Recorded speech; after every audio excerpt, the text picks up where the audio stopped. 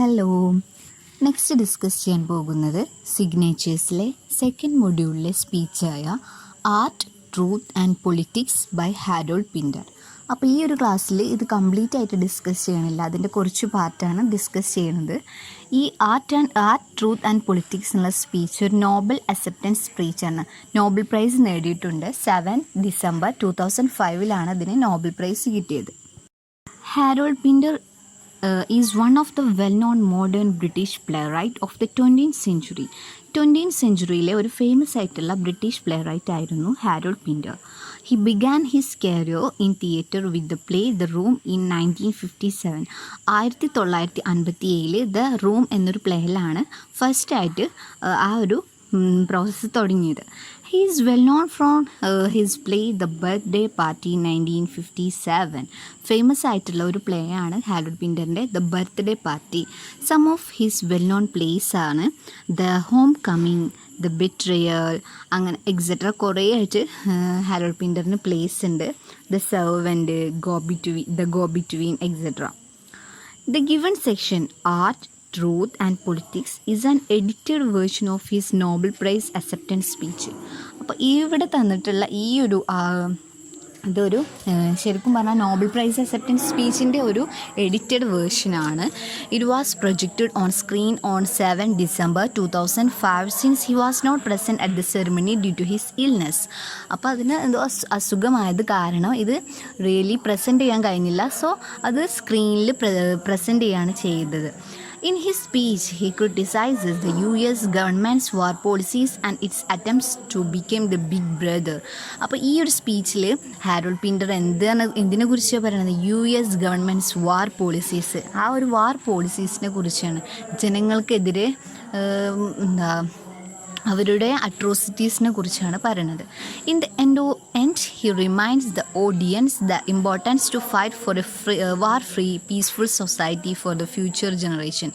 ഈ സ്പീച്ച് എങ്ങനെ അവസാനിക്കുന്നത്? നമ്മൾ ഫൈറ്റ് ചെയ്യാൻ, വാർ ഇല്ലാതിരിക്കാൻ, ആ ഒരു യുദ്ധമുഖം ഇല്ലാതിരിക്കാൻ, പിന്നെ നല്ലൊരു പീസ്ഫുൾ സൊസൈറ്റിക്ക് വേണ്ടിയിട്ട്, ഫ്യൂച്ചർ ജനറേഷനെ ഒരു പീസ്ഫുൾ സൊസൈറ്റിക്ക് വേണ്ടിയിട്ട് ഫൈറ്റ് ചെയ്യാനൊക്കെ പറഞ്ഞിട്ടാണ് ഈ സ്പീച്ച് അവസാനിക്കുന്നത്. The speech also reminds the role of an artist as a citizen to respond, critique and condemn the injustices enforced by the state. പിന്നെ ഈ സ്പീച്ചിൽ എന്താ ഓർമ്മപ്പെടുത്തുന്നത്? ആർട്ടിസ്റ്റിൻ്റെ ഒരു റോള്. ഈ ഇത്തരത്തിലുള്ള ഒരു അട്രോസിറ്റീസൊക്കെ നടക്കുമ്പോൾ ആർട്ടിസ്റ്റിൻ്റെ റോൾ എന്താണ് ആസ് എ സിറ്റിസൺ ആയിട്ട്. ദെൻ നമുക്ക് ഈ ഒരു ടെക്സ്റ്റിലേക്ക് കടക്കാം. He begins the speech by distinguishing between real and unreal, true and false in the realm of the art.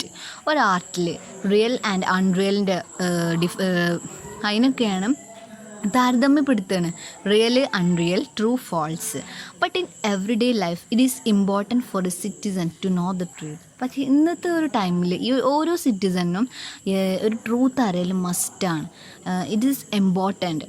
In ആർട്ടിനെ സംബന്ധിച്ച് ആസ് ഹി സേസ്, പിൻറ്റർ എന്താ പറയുന്നത്? Truth is elusive. ട്രൂത്ത് എന്ന് പറഞ്ഞാൽ എലൂസീവ് ആണ്. The idea of A real truth cannot be found in dramatic art. അപ്പോൾ ഒരു real ട്രൂത്തിൻ്റെ ഒരു idea എന്ന് പറഞ്ഞാൽ നമുക്കൊരു ഡ്രാമാറ്റിക് ആർട്ടിൽ ഒരിക്കലും കാണാൻ കഴിയില്ല. One come across many truths and they may challenge or reflect or critique the idea of a single truth. Therefore, the function of language is ambiguous in art. അപ്പോൾ ഈ ആർട്ടിൽ function of language എന്താ? It is ambiguous. For political theatre, the situation is different. But in the case of political theatre, the situation is entirely different. It has to be objective and should not take the form of sermon. But as a dramatic form, it should represent multiple perspectives. Then deviates to some of the contemporary political events to discuss the thin line between true or false in our daily life. അപ്പോൾ ഇതിൽ അന്ന് നടന്നിരുന്ന ഓരോ വാർ faces ആണ്, വാറിനെ കുറിച്ച്, വാർ അട്രോസിറ്റീസിനെ കുറിച്ചാണ് ഇതിൽ Pinter പറയുന്നത്. He mentions how the war on Iraq was initiated on the basis of an allegation that Saddam Hussein possessed dangerous weapons.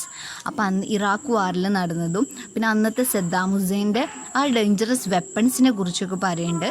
Then similarly it was alleged that Iraq shared the responsibility with Al-Qaeda for 9/11 attack and declared as a threat to the US.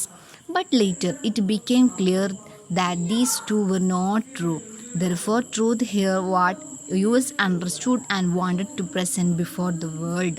അപ്പോൾ ഫസ്റ്റായിട്ട് കുറേ എന്താ തെറ്റായ പല പ്രചരണങ്ങളും നടന്നു.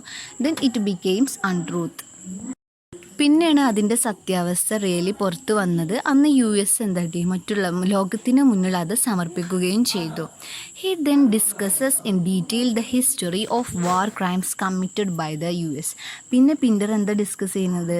US commit ചെയ്ത് വാറിനെ കുറിച്ച് പറഞ്ഞു. Though the war atrocities committed by Soviet Union has been documented well. Not much has been discussed about US government's war crimes and foreign policies. He says that direct attack on countries has never been a policy of the US. അപ്പോൾ Pinter എന്താ പറയുന്നത്? Direct attack on countries has never been a policy. USൻ്റെ policy അല്ല ഇങ്ങനെ ഡയറക്റ്റായിട്ട് attack ചെയ്യുന്നത്. But അവരെന്ത് ചെയ്യണത്? ഇൻസ്റ്റഡ് അതിന് പകരം it preferred low intensity conflict which mean a slow and a gradual intervention by planting malignant growth and allow it to grow and then intervene with military. അവരിങ്ങനെ slow ആയിട്ട് ഇത് ഓരോരോ ഗ്രോത്തും മറ്റുമൊക്കെ അങ്ങനെ അലോ ചെയ്ത് ദെൻ ഇൻ്റർവെയിൻ വിത്ത് മിലിറ്ററിയുമായിട്ട് ഇൻ്റർവെയിൻ ചെയ്യും. In the end proclaim that for protecting democracy military intervention was needed. Harold Pinter argues that similar pattern can be found in most of the military interventions done by the US across the world. He mentions the examples of Nicaragua where the US has intervened. അപ്പോൾ ഇതിൽ Iraq വാറിനെ കുറിച്ചും അതുപോലെ തന്നെ നിക്കാർഗുവിനെ കുറിച്ചാണ് last mention ചെയ്യുന്നത്. അതായത് US interview ചെയ്തതിനെ കുറിച്ചാണ് ലാസ്റ്റ് പറഞ്ഞത്. അപ്പോൾ ഇത്രയൊരു ചെറിയൊരു പോർഷൻ മാത്രമേ ഉള്ളൂ ഇന്ന് ഡിസ്കസ് ചെയ്യണത്. നെക്സ്റ്റ് നമുക്ക് അടുത്ത ക്ലാസ്സിൽ ഡിസ്കസ് ചെയ്യാം.